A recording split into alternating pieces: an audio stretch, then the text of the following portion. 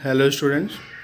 आज का हमारा टॉपिक है एचसीएफ या हाईएस्ट कॉमन फैक्टर, जिसे हम मसा या महत्तम समापवर्तक के नाम से भी जानते हैं।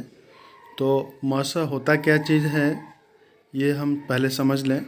तो एचसीएफ या मसा क्या होता है, इसका मतलब होता है हाईएस्ट कॉमन फैक्टर। यानी कि यदि दो संख्याओं का मसा आपको ज्ञात करना है तो उसका हाईएस्ट कॉमन फैक्टर क्या होगा, यह ज्ञात करने के लिए दो विधियां हैं। एक होती है अभाज्य गुणनखंड विधि और दूसरी विधि होती है भाग विधि। तो सबसे पहले हम अभाज्य गुणनखंड विधि की चर्चा करते हैं कि क्या है।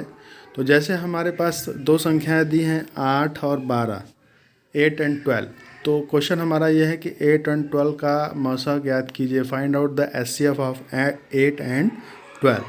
तो 8 और 12 का मसा ज्ञात करने के लिए पहले हमें क्या करना पड़ेगा, 8 और 12 दोनों का अभाज्य गुणनखंड ज्ञात कर लेंगे, जो कि हम पहले सीख चुके हैं कि अभाज्य गुणनखंड कैसे करते हैं। तो यहाँ मैंने 8 और 12 दोनों का जो है अभाज्य गुणनखंड पहले से ही ज्ञात करके रखा हुआ है। तो 8 का अभाज्य गुणनखंड क्या मिला आपको, 2 इंटू 2 इंटू 2, ठीक है। और 12 का क्या मिलता है, 2 इंटू 2 इंटू 3, 3 दूना 6, 6 दूना 12।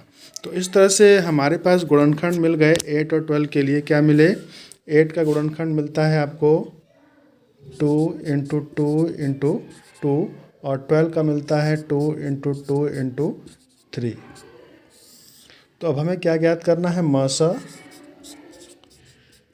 तो मसा की परिभाषा पर अब हम चलेंगे।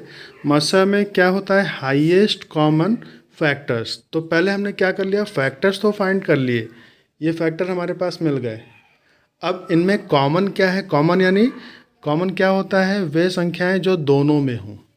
तो दोनों के फैक्टर्स में कौन कौन सी संख्याएं कॉमन है, ये 2 दोनों में मिलता है, ये 2 दोनों में है, और ये 2 इसमें है लेकिन इसमें नहीं है।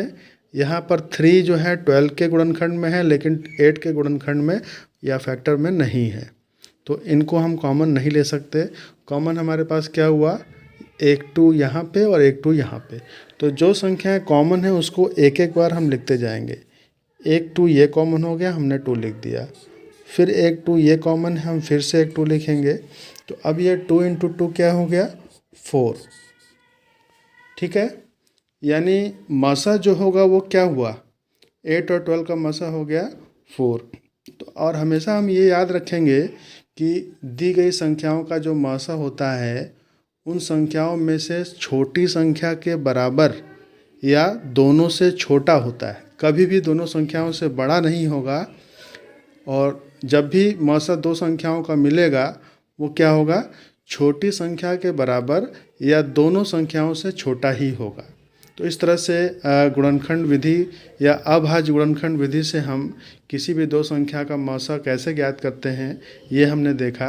अब हम देखेंगे अगले अंक में कि दो संख्याओं का मसा हम भाग विधि से कैसे ज्ञात करेंगे, और ये उपयोगी कहाँ होता है, बड़ी संख्याओं के मसा ज्ञात करने के लिए।